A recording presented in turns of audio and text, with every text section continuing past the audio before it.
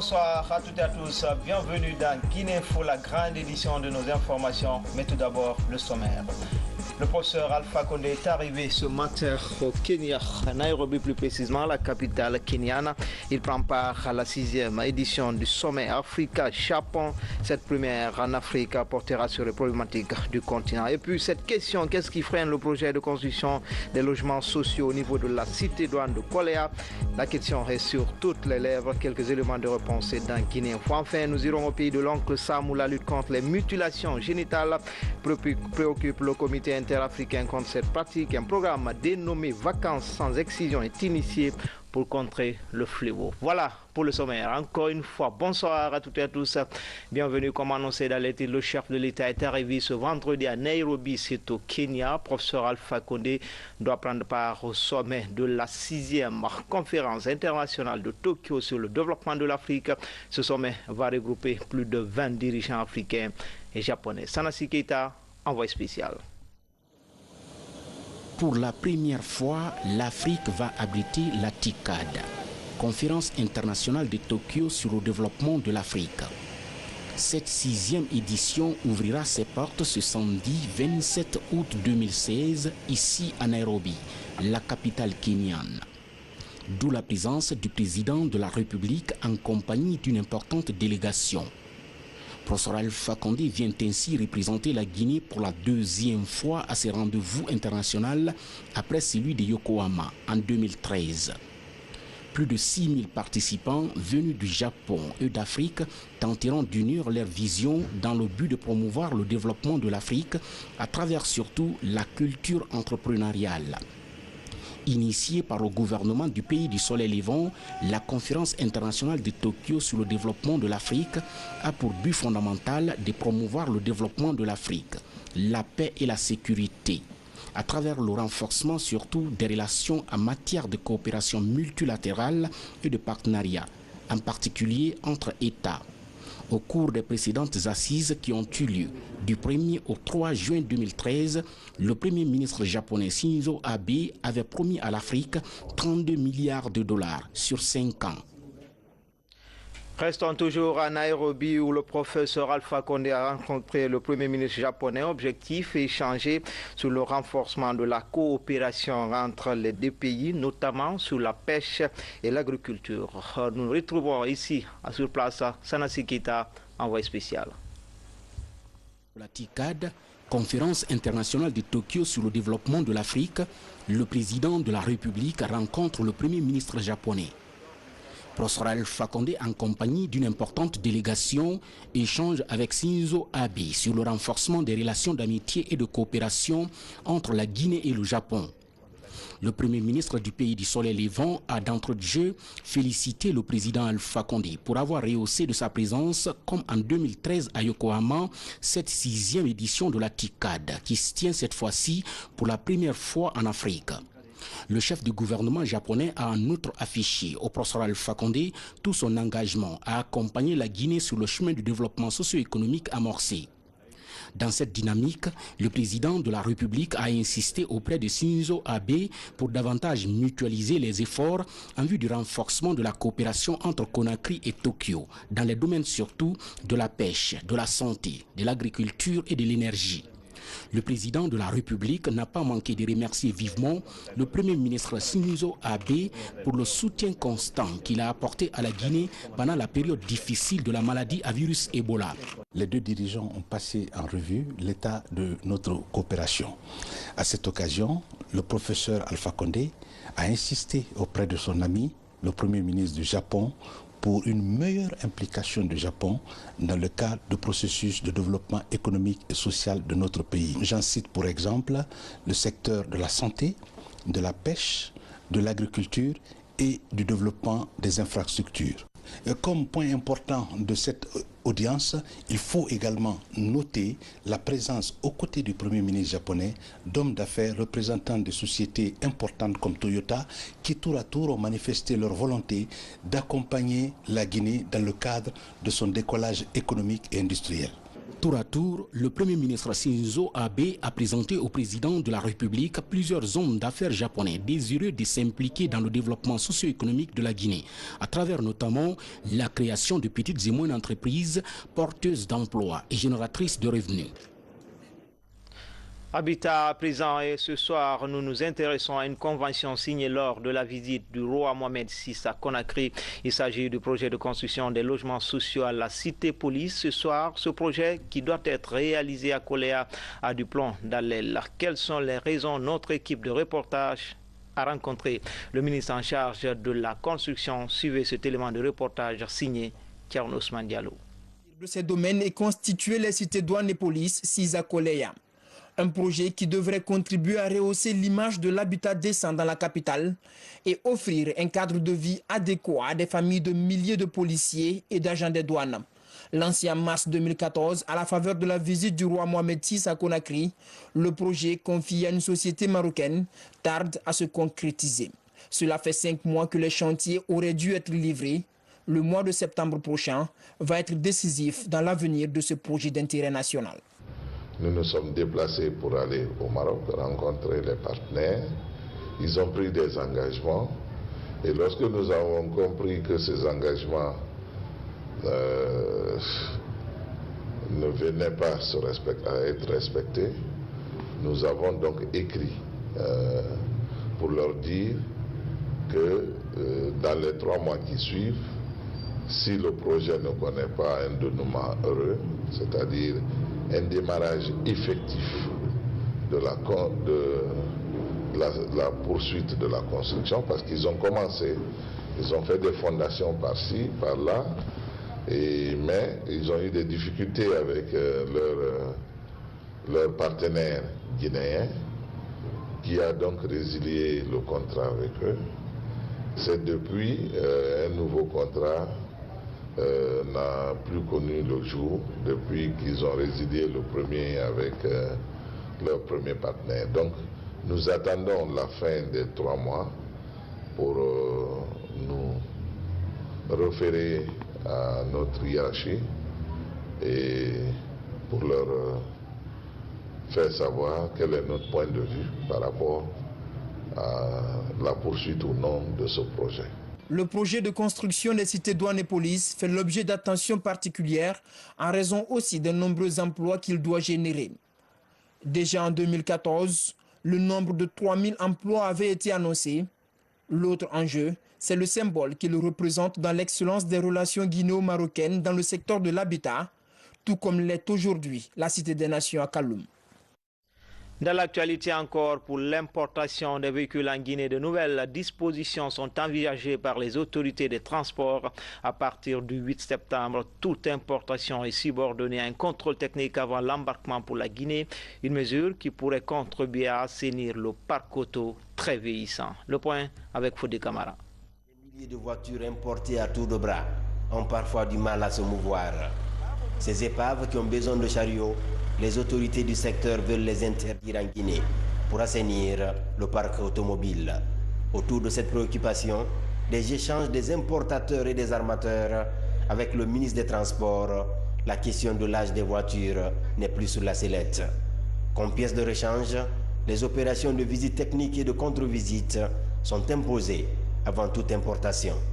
On s'est entendu qu'il faut quand même revoir l'état des véhicules à l'importation pour Conakry. Et pour cela donc, la seule mesure, il faut accepter que ce soit des véhicules qui sont dans les normes européennes. Et pour cela donc, avant que les véhicules ne soient embarqués dans les ports, n'est-ce pas, d'embarquement, soient inspectés. Donc, doivent obligatoirement passer par des centres de contrôle reconnus en Europe. Et une fois que ces véhicules sont visités, eh bien, l'importateur guinéen qui est là-bas doit devoir changer les pièces et tout ce qui ne va pas sur la voiture et revenir encore pour ce qu'on appelle contre-inspection. Et donc, ce sont les 2 bulletins, les 2 attestations qui doivent accompagner la voiture à l'importation. Donc, tout armateur qui prendrait le risque d'embarquer une voiture qui n'a pas bénéficié de la visite ou de contre-visite, ça tombe tes risques et périls. Parce que premièrement, tu vas payer une pénalité et deuxièmement, la voiture va se retourner encore à son lieu d'embarquement. Par une action concertée de tous les acteurs de la chaîne d'importation des véhicules, ces mesures doivent être appliquées à partir du 8 septembre prochain. Et nous sommes d'abord ravis du fait que le gouvernement ait pris en compte notre difficulté. Nous remercions M. le ministre du Transport à travers lui et jusqu'au président de la République et tous les membres du gouvernement. Les 8 ans sont annulés, mais il y a des conséquences qui vont en suivre. Nous allons trouver toujours des consensus, comme le ministre l'a si bien dit. Il dit que la porte est largement ouverte pour nous. Pour le moment, il n'y a pas d'incident sur la décision maintenant, là, parce que les marchandises qui sont en haute mer, qui sont en route de venir, ne sont pas retournées. Il nous a favorisé, il dit que l'embarcation des voitures continue jusqu'au 8 septembre, mais les visites techniques qui vont suivre maintenant, c'est ce qui va poser handicap. Parce qu'il avait demandé sur le coût, et ça va coûter un peu cher, parce que la visite technique en Europe, ça coûte un peu cher, la main-d'œuvre coûte moins cher, et plus cher, mais les pièces coûtent moins cher, mais la main-d'œuvre coûte cher. Deuxième sujet à l'ordre du jour, l'interdiction des véhicules dont la direction est à droite. Des véhicules indexés par les autorités, comme souvent, source d'accidents. Le concours de recrutement de 2950 agents au compte du ministère de la Santé a été proclamé ce vendredi. Les admis vont servir à l'intérieur du pays pendant les 5 prochaines années. Ce recrutement vient renforcer le système sanitaire durement affecté par le virus Ebola. Explication Baba Kouyaté, Kobele Keita. Après le passage du virus Ebola qui a endeuillé plusieurs familles en Guinée et déstabilisé le système sanitaire, le gouvernement préoccupé par le renforcement du personnel de santé recrute 2950 agents et médecins dans toutes les options. Ce vendredi, devant la presse, le ministre de la fonction publique présente ses résultats aux responsables du ministère de la Santé. L'effectif prévisionnel budgétairement autorisé pour 2015 au compte de la santé, c'était 2000 personnes. Et cette année, il fallait recruter également 1000 personnes. Donc, en accord avec la santé, nous avons élargi donc. On a fait la somme des effectifs prévisionnels budgétairement autorisés, ce qui fait 3000 qu'il fallait recruter maintenant au lieu de 2000. Les résultats sont affichés au ministère de la Santé sur le site officiel du gouvernement dans les 5 communes de Conakry et les chefs-lieux administratifs. Les 2950 admis vont servir à l'intérieur du pays pendant 5 ans avant de demander toute mutation. Bientôt, un projet d'exploitation de bauxite à Kindia et à Dubreka. L'étude de faisabilité vient d'être présentée au ministère des Mines. C'est un projet qui va générer des milliers d'emplois directs et indirects. Coût du projet, près de 300 millions de dollars. Mamadou Alpha Baldé. L'exploitation des gisements de bauxite à Kindia et Dubreka est l'un des projets miniers en perspective sur lequel le gouvernement guinéen fonde beaucoup d'espoir. Le ministre des Mines et de la Géologie l'a évoqué récemment lors de sa présentation trimestrielle. Pour matérialiser cela, les promoteurs proposent la présentation des études de faisabilité, une des conditions préalables avant le démarrage du projet. L'étude de faisabilité, c'est une condition sine qua non, c'est la condition à l'obtention d'un permis minier. Ça consacre, l'étude de faisabilité consacre la fin, je dirais pratiquement la fin des études qui vont permettre à une société, notamment une société minière, de rentrer en production. C'est-à-dire que dans cette étude, on va avoir pratiquement fait l'examen de tout ce qu'on peut rencontrer comme problème et comme besoin pour pouvoir entrer en production. En exportant cette bauxite, donc on va vendre en 2018, ça permettra déjà de créer dans le cadre de la société plus de 700 emplois directs en Guinée. Donc on va participer à l'économie de la Guinée, au développement des régions, de la région dans laquelle se trouvent les permis, avec la création d'emplois, avec la formation de personnel. Donc ça va donner un peu de poumon et d'oxygène à ces préfectures de Kindia et Dubreka. Les techniciens du ministère des Mines et de la Géologie saluent la démarche. L'étude a été bien faite. On a vu les différents investissements déjà consentis par la société Forward African Resources depuis la phase recherche jusqu'à aujourd'hui. l'examen de l'étude de faisabilité, parce qu'il prévoit en 2018 de faire l'exportation de 3 millions de tonnes de bauxite et faire une mutualisation des infrastructures, utiliser les rails de CBK et l'exploitation aussi du port de Conakry. La société phare Foire African Resources compte démarrer ses activités en 2018. Elle entend investir près de 300 millions de dollars pour une durée d'exploitation de 21 ans avec une production annuelle de 3 millions de tonnes de bauxite. La protection de la rivière Fomi préoccupe les populations de Baro pour conserver cette source cadre du Centre de recherche et de documentation environnementale de Kankan. Et les habitants du village ont procédé au curage du fleuve, suivi d'une campagne de sensibilisation des citoyens pour préserver cette source. Les détails, c'est avec Younoussa Taweli Kamara. La protection de la rivière de Fomi dans la préfecture de Kouroussa est plus qu'indispensable. Cette rivière qui alimente le fleuve Nyanda regorge d'importantes potentialités. Mieux, il est prévu la réalisation d'un barrage hydroélectrique sur ce fleuve pour alimenter en courant la Haute-Guinée. C'est pour conserver cette rivière que le Centre de recherche et de documentation environnementale de Kankan et les populations de Baro ont procédé au curage de la source. Nous avons pensé, nous avons imaginé, nous avons cru nécessaire qu'il faut essentiellement que les populations se mobilisent pour faire le curage de cette rivière Fomi. De nombreux points sont devenus des points de comblement où les objets matériels et physiques n'ont plus de passage et ces objets se détruisent, se décomposent progressivement, finalement deviennent un barrage pour le passage de l'eau. Ils sont nombreux les habitants de Baro qui tirent profit du fleuve Nyanda, d'où l'intérêt de protéger cette source. Les citoyens de Baro savent que les travaux que nous faisons actuellement sont nécessaires. Même le barrage qui est prévu ici pourra beaucoup nous servir.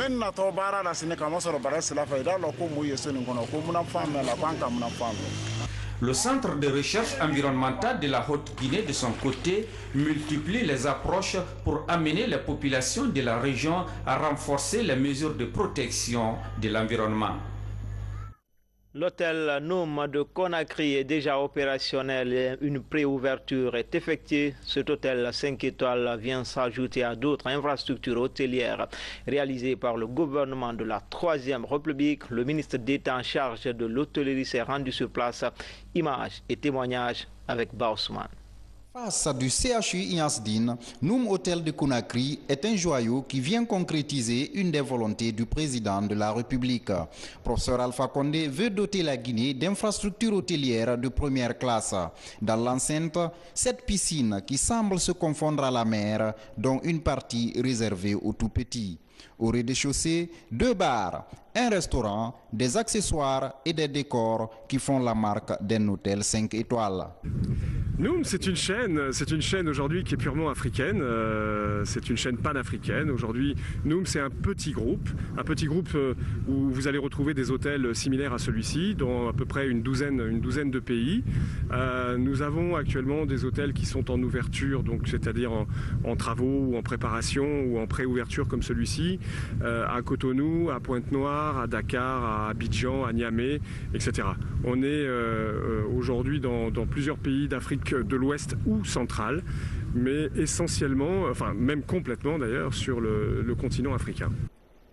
Sur les 187 chambres de Noum Hôtel de Conakry, 109 sont déjà opérationnelles. 5 suites juniors, 3 exécutives, une suite prestige avec vue océan et 90 chambres standards avec vue ville. De quoi se réjouit le ministre d'État, ministre du Tourisme, de l'Hôtellerie et de l'Artisanat en visite de terrain. Je suis très satisfait. L'hôtel est beau, les chambres sont belles. Et puis j'ai testé un peu le personnel, ils savent de quoi ils parlent, donc ça nous a donné raison, avec le directeur général de l'hôtel, de procéder à une préouverture qui consistait non seulement à familiariser les employés de l'outil de travail, mais de tester les appareils et de les mettre en situation de travail. Donc ce qui est fait, et je suis très satisfait de cette situation que j'ai constatée ici. Cet autre bâtiment en retrait abrite une salle de conférence qui peut aussi servir de salle de spectacle. Elle peut accueillir jusqu'à 300 personnes. Kindia a désormais un centre d'apprentissage pour jeunes filles dénommé Salon de la jeune fille. Le centre dispose de plusieurs équipements et de matériel de couture. Cette action est initiée par le ministère de la Jeunesse avec l'appui de l'UNFPA. Elle vise à réduire l'inactivité des jeunes d'ici l'horizon 2030. Abdulaziz Baldé, de retour de Kindia. C'est un salon qui suscite beaucoup d'espoir dans la cité de Zagrim. Ce centre pourrait aider les filles faiblement alphabétisées à être responsables et autonomes. En ligne des mires des promoteurs du projet, la réduction du chômage des jeunes d'ici à l'horizon 2030. La jeune fille aujourd'hui qui a 10 ans et qui aura 23-24 ans en 2030 constitue une cible sur laquelle il faut absolument investir si nous voulons changer la face du monde. Et pour ce faire, il faut qu'on s'intéresse à son éducation, à sa santé en général, à sa santé de la reproduction en particulier, mais aussi à la possibilité de lui donner un emploi décent. Voilà pourquoi donc nous avons financé cette modeste œuvre pour permettre aux filles d'apprendre un métier. Les machines à coudre, c'est d'abord une profession. C'est une profession, elles vont apprendre un métier et également ça va être une source d'activité génératrice de revenus et ça va leur donner leur indépendance. Ce programme du ministère de la Jeunesse est soutenu par le Fonds des Nations Unies pour la population. Sa mission, créer de l'emploi pour les jeunes et générer des ressources pour les bénéficiaires. On n'avait que 4 machines, mais au jour d'aujourd'hui, on a eu l'appui financier du ministère de la Jeunesse à travers son partenaire UNFPA de 10 machines, dont 8 simples et 2 brodeuses. Donc ça, c'est vraiment un grand atout pour nous. Parce que nous évoluons dans l'insertion socio-professionnelle de jeunes. Nous aidons vraiment les jeunes filles déscolarisées et non scolarisées pour avoir aussi leur métier, pour construire leur avenir. Ce projet d'espace vert doit toucher plusieurs préfectures du pays. Créer une coopérative de métier pour des filles issues des quartiers défavorisés, c'est aussi un des objectifs visés. À Conakry se tient une rencontre sur la situation des femmes et des enfants. Elle est organisée par les cadres nationaux chargés de la protection des enfants et l'UNICEF. Ils cherchent à comprendre pourquoi les droits de cette couche de la population ne sont pas respectés. Reportage, Mohamed De Camara. Créer un cadre de vie meilleur aux enfants et aux femmes, telle est la volonté des autorités guinéennes. Selon l'UNICEF, malgré les efforts du gouvernement, plusieurs enfants sont encore confrontés à d'énormes privations comme l'insuffisance alimentaire, d'un habitat décent, l'enregistrement dès leur naissance, la couverture vaccinale, pour ne citer que cela. Pour corriger cet art, l'UNICEF et des cadres nationaux chargés de la protection des enfants se penchent sur la situation de cette couche vulnérable. Selon les chiffres et les données officielles les plus récentes, la mortalité infanto-juvénile a baissé de 23 points, soit 145 décès sur 1000 naissances vivantes en 2007. Cependant, cette mortalité infanto-juvénile reste encore loin de la moyenne mondiale qui est de 51 décès pour 1000 naissances vivantes. Cette rencontre est une manière pour la Guinée et son partenaire traditionnel dans le domaine de l'enfant de camper les vrais problèmes auxquels les enfants sont confrontés en vue de chercher des solutions rapides pour l'épanouissement des tout-petits. 2016 est la clôture d'une phase de collaboration avec le partenaire, notamment l'UNICEF, et nous devons faire d'autres projections à partir de 2017-2022. Donc nous organisons cet atelier pour qu'aucune disposition ne soit mise de côté et que toutes les préoccupations puissent contenir dans le futur document de collaboration avec l'UNICEF. Très prochainement, une enquête nationale sur les problèmes liés aux enfants et aux femmes sera lancée sur toute l'étendue du territoire national. 2 jeunes Guinéens bénéficient de la bourse Chevening d'Angleterre. Ils vont partie des milliers de boursiers, toutes filières confondues, à se retrouver pour un an de formation en master au pays de Shakespeare. L'initiative est de l'ambassade de la Grande-Bretagne en Guinée. Marie-Angélique Bangoura nous signe ce reportage. Ils sont 2, dont une femme a bénéficié de la bourse Chevening d'Angleterre. La procédure a été longue, mais Mariam sera la première femme à bénéficier de ce voyage d'études en Angleterre avec son collègue Adama. Ils ont réussi les tests en ligne à l'oral comme à l'écrit. En septembre, ils vont rejoindre leurs universités respectives pour un master d'1 an. Vous avez une vision, vous avez les qualités d'un leader, vous savez que vous voulez faire telle chose pour revenir en Guinée, pour aider dans le développement de votre pays, que ce soit économique ou socio-politique, et vraiment participer et appliquer ce que vous avez appris là-bas et appliquer ça ici sur le terrain, être à côté des communautés et des Guinéens. J'ai choisi sciences politiques et droits de l'homme parce que j'aime beaucoup les affaires, les traités avec les autres pays, l'administration du gouvernement, comment ça marche, comment améliorer les conditions de vie. Ok, il y a des gens qui se plaignent aujourd'hui, mais comment faire en sorte que tout le monde en sort gagnant-gagnant. Chaque année, de jeunes Guinéens tentent leur chance. Saïdou, lui, a déjà bénéficié des mêmes cours grâce à cette bourse. Son souhait est de voir plusieurs autres jeunes Guinéens à s'intéresser à ces tests. Ce qu'il y a de spécial dedans, c'est que c'est une opportunité qui change une vie. Elle existe, elle est disponible autour du monde entier. J'encourage vivement les jeunes Guinéens à postuler et à se renseigner s'il y a besoin d'un support quelconque. Je crois que l'ambassade est là. Cette bourse est le fruit de la coopération réussie entre la Guinée et le pays de la reine Elisabeth. Un projet qui devrait être renforcé par l'instauration de la langue anglaise en Guinée.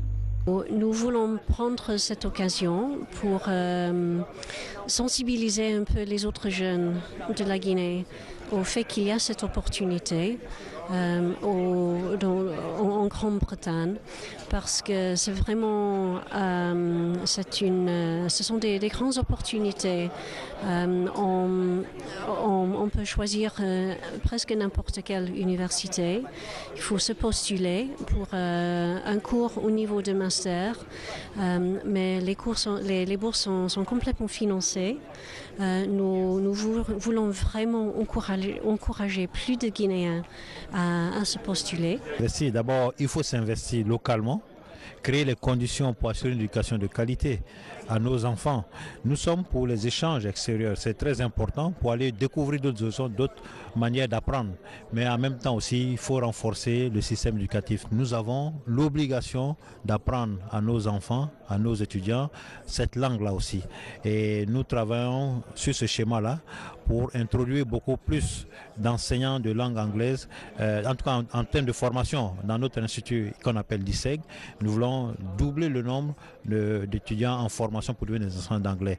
2 ans d'expérience professionnelle, un projet de développement pour son pays, une maîtrise de la langue anglaise sont entre autres critères de la bourse Chevening. Pour cette année encore, les candidatures sont admises jusqu'au 8 novembre sur www.chevening.com. Autre titre de l'actualité en dehors du continent, la branche américaine du comité interafricain monte au créneau et fustige l'excision et les MGF. Pour elle, certains parents profitent des vacances scolaires pour livrer leurs filles à cette pratique, d'où la création de cet événement dénommé Vacances sans excision. Un programme dont le but est d'initier les enfants à nos coutumes et mœurs. Cet événement était placé sous la férule de l'ambassadeur Mamadi Kondé. Fatoumata Samora, notre correspondante basée aux États-Unis d'Amérique.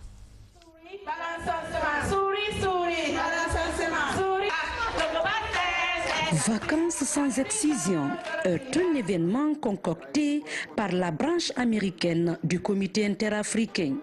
Il regroupe chaque année des enfants dans un camp à Washington. Une semaine durant, les enfants apprennent des rudiments de la religion, de la tradition et de la culture du pays, comme pour dire que l'on peut initier sans pratiquer l'excision. L'excision est une pratique dangereuse pour la santé, surtout pour la santé de la femme. Et le combat, ça doit être le combat de tout un chacun. Parce que nous devons savoir que main dans la main, s'engager main dans la main, afin qu'ensemble nous puissions vaincre. Face aux conséquences graves des mutilations génitales féminines pendant les vacances, du mariage d'enfants, du mariage forcé au sein des populations africaines, le comité interafricain a conçu un vaste programme de sensibilisation auprès des parents à cette période. C'est aussi une occasion d'enseigner nos valeurs traditionnelles positives. La lutte continue.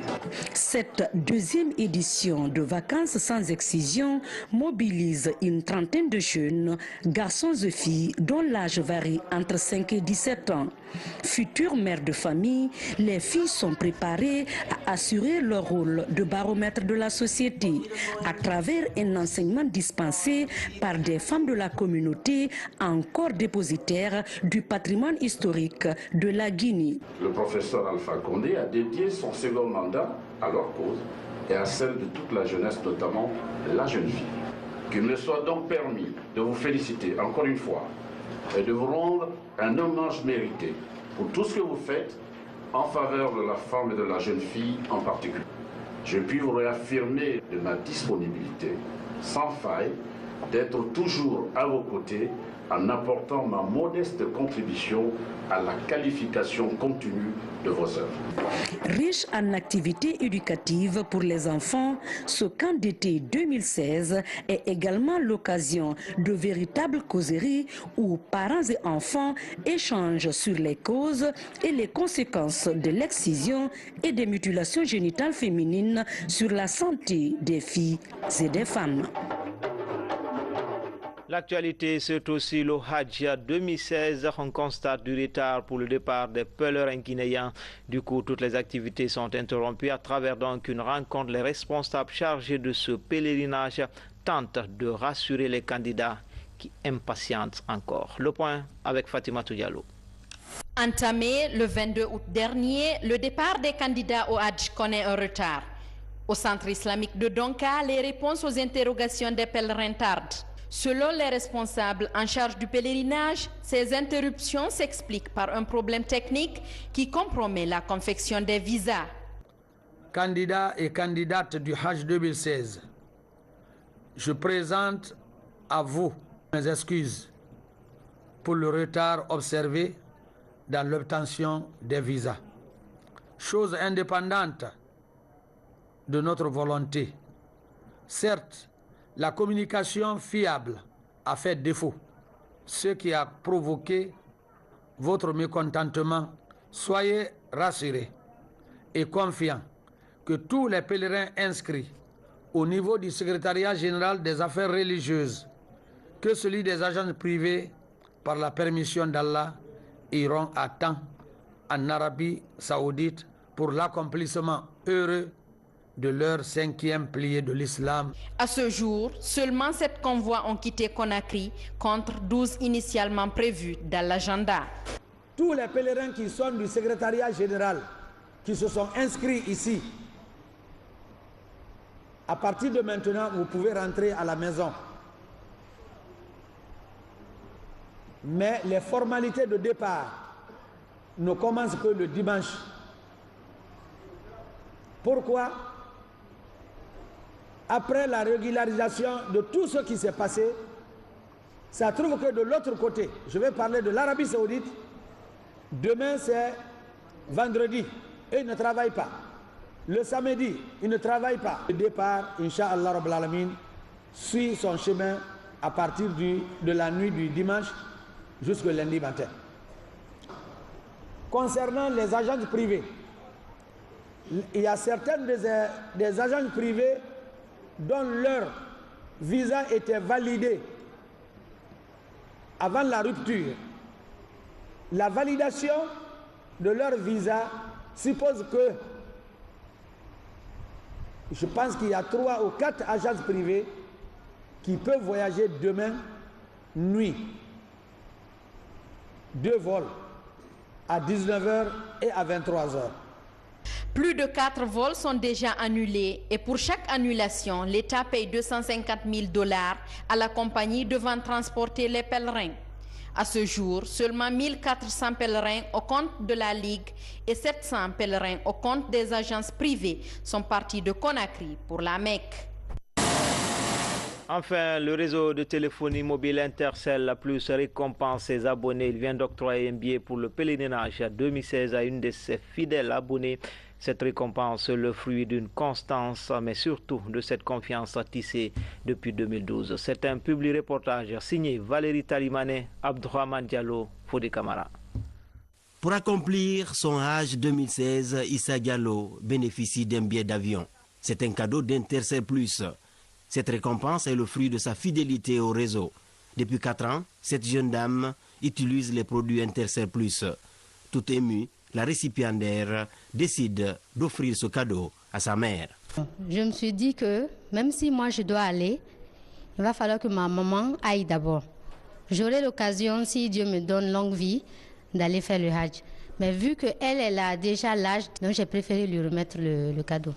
Les clients d'Intercell, moi je souhaiterais qu'ils gardent leur puce Intercell, qu'ils continuent de l'utiliser et qu'ils permettent aussi au fait qu'ils fassent la promotion d'Intercell auprès des autres qui ne l'ont pas, pour que tous les Guinéens aient une puce Intercell à sa disposition. Au niveau des services publics, le geste est apprécié à sa juste valeur, car il contribue à aider les Guinéens à s'acquitter de leurs obligations religieuses. Au nom de mon département des affaires religieuses, nous tenons à remercier très sincèrement l'opérateur Intercell. Nous demandons Dieu de mettre baraka dans des activités, parce que vraiment, le fait qu'ils ont accordé cette place à l'un de ses clients, ça va encourager la clientèle. Le pèlerinage, c'est le 5e pilier de l'islam. Et un opérateur qui vous aide à aller effectuer votre obligation religieuse, ça c'est un don historique. Vraiment, il faut les rendre hommage, il faut les saluer, il faut les remercier. Offrir un billet pour le Hajj 2016 est l'illustration que la société Intercell Plus se rapproche de sa clientèle. Comme d'habitude, Intercell est là avec son client. C'est un programme qui est déjà fait par monsieur le directeur général, monsieur Oussama, qu'on va aller avec notre client, on va toutes les occasions islamiques, toutes les autres occasions, on va être avec notre client pour tout le marché, même si on va promouvoir quand on utilise le consume pour l'encourager, qu'on nous sommes ensemble, on va aller ensemble. Pour cette première, c'est une seule personne qui bénéficie de l'offre. Un geste que compte pérenniser ce réseau de téléphonie mobile. Par cette action, Intercell Plus compte conquérir plus d'abonnés en Guinée. Le groupe compte fidéliser sa clientèle avec pour slogan « La Guinée, mon pays, Intercell Plus, mon réseau ». C'est tout pour les infos. Grand a été le plaisir pour moi de vous servir. Demain, les infos, c'est avec Alia Kamara. Bonne suite de programme sur les antennes de la télévision nationale. À bientôt, Inch'Allah.